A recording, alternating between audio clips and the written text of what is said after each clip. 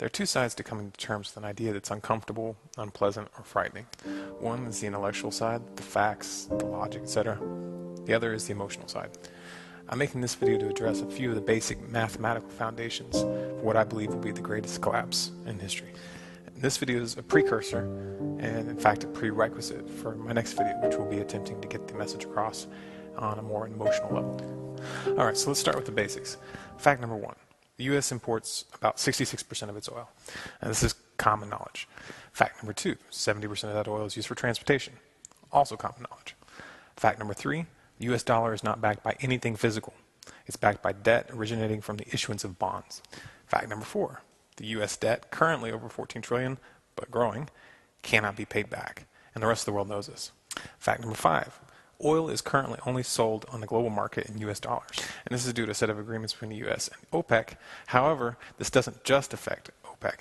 When Canada buys oil, they buy it in dollars. When France buys oil, they buy it in dollars. This particular situation is often referred to as the petrodollar status. Fact number six, the necessity to have dollars in order to purchase oil in the global market creates the demand for the dollar. And for anybody who would like to dispute this, please refer to fact number three. Fact number seven, the value of the dollar is directly tied to the demand for the dollar. Supply and demand. Basic economics. The obvious conclusion is the petrodollar status which holds up the value of the dollar. Fact number eight, China and Russia just recently agreed to stop using the dollar in all their bilateral trade. This includes oil. Now when Saddam Hussein did the same thing, we invaded Iraq. But we can't invade China or Russia. Now all the facts that I've outlined here are simple, publicly accessible, verifiable. I'm not going to hold everybody's hand and take them out there to do their research. If you want to contest one of these specific ideas, you actually need to do the research yourself. Now the following are the conclusions that I draw from these facts. The United States will lose its petrodollar status. I don't know when, I don't know the exact date, but it's inevitable. When it does, the demand for the dollar will fall precipitously.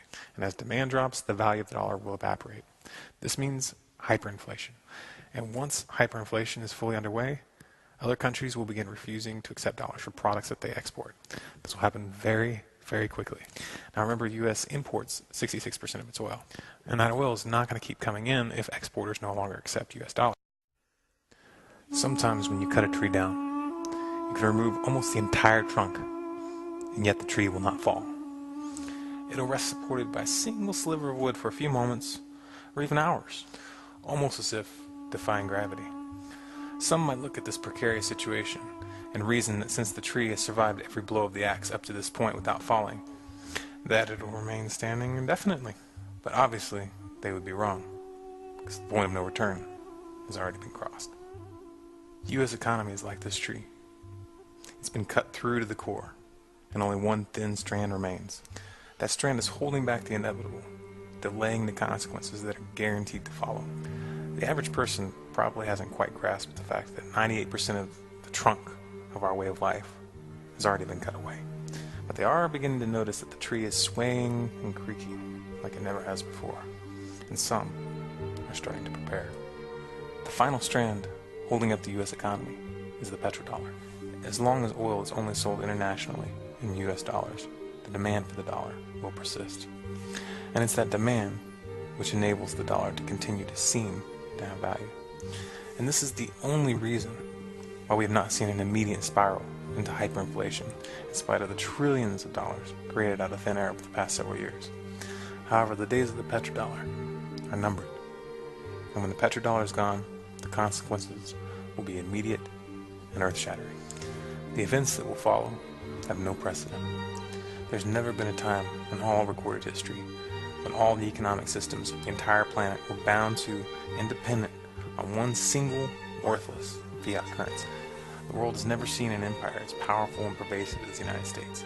And as a result, most people cannot even fathom what will happen when it falls. I'm going to tell you what's coming, not to scare you, but because it's the truth, a mathematical certainty. I want you to understand so that you'll prepare, so that you'll live. Once the U.S. dollar loses its world reserve currency status, hyperinflation will set in immediately. Within days, all foreign imports will grind to a halt. No one will have any reason at that point to trade perfectly good products or worthless paper. Since the U.S. currently imports 2/3 of its oil, gas prices will skyrocket for a short period as the dollar unwinds. Within weeks, all non-agricultural civilian use will be cut off entirely. Average citizens will not be able to buy gasoline at any price. All oil will be reserved for military and farm use, and even in these areas there will be severe shortages. The riots and the looting will start when the price for even the most basic food products becomes inaccessible for the poorest of society. But within a very short period of time, the panic will spread into the middle and upper class. Martial law will be attempted, but will fail. It'll fail for the simple reason that the soldiers and the police charged with maintaining this martial law will begin to realize that they won't be able to protect the lives of their family if they remain at their post. The darkest and the most dangerous period of this collapse will begin when the riots stop. The riots will stop when there's nothing left to loot from the stores, and when people finally realize the government is not going to save them. I'm going to hold back from describing what will happen next, but I will say this. You need to have a store of food, water, and seeds, and you need to be armed. But even having all of those things will not be enough if you stay in the cities, because this will not be a short-term event, and our current way of life is not coming back. This will mark the end of an era and the beginning of a new one.